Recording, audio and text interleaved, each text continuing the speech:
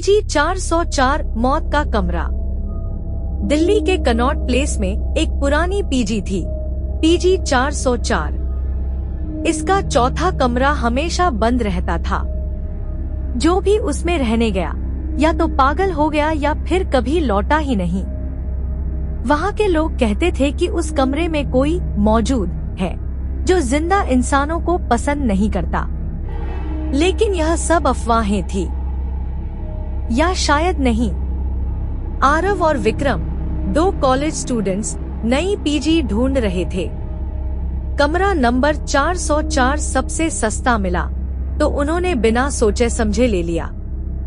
Warden ने चेतावनी दी, रात के 3 बजे तक कमरे के अंदर ही रहना, बाहर मत निकलना और आईने से बचकर रहना।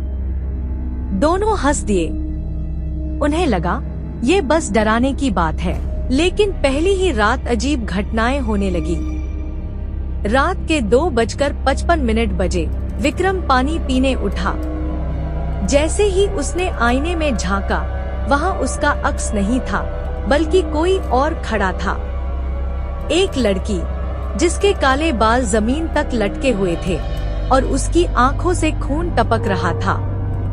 विक्रम चीखते हुए पीछे हटा, पर आरव को कुछ नहीं दिखा। जैसे तैसे रात कटी, लेकिन यह तो बस शुरुआत थी। दूसरी रात 3 बजे के बाद कमरे में टीवी अपने आप ऑन हो गया। स्क्रीन पर सिर्फ एक नाम चमक रहा था, अनुष्का। अचानक आईना जोर जोर से हिलने लगा और उसमें एक परछाई उभर आई, एक जली हुई लड़की की, जो धीरे धीरे आईने से बाहर आने लगी। विक्रम को लगा उसका दम घुट रहा है। वह चीखते हुए भागा, लेकिन कमरे का दरवाजा अंदर से बंद हो गया। आरव ने भी देखा, वह लड़की अब उनके सामने थी। उसका मुंह फटा हुआ था, आंखें सफेद और हाथों की उंगलियां नुकीले नाखूनों में बदल चुकी थी। वार्डन ने बताया, 6 साल पहले अनुष्का इसी कमरे में रहती थी। पीजी के मालिक ने उसके साथ दरिंदगी की और उसे मारकर इस कमरे में दफना दिया। लेकिन उसकी आत्मा अब भी इस कमरे में है और अब वो किसी को भी जिंदा नहीं छोड़ेगी।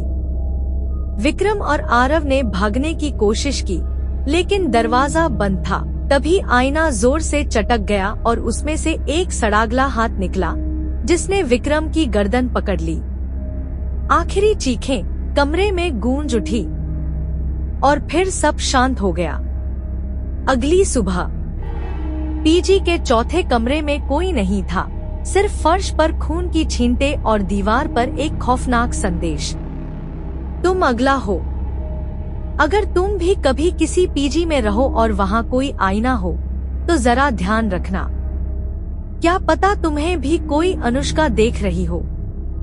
अगर ये कहानी सुनकर तुम्हारी रूह कांप गई, तो जल्दी से वीडियो को लाइक करो, शेयर करो और चैनल सब्सक्राइब करो, वरना हो सकता है अगली बार तुम्हारे पीछे कोई साया हो।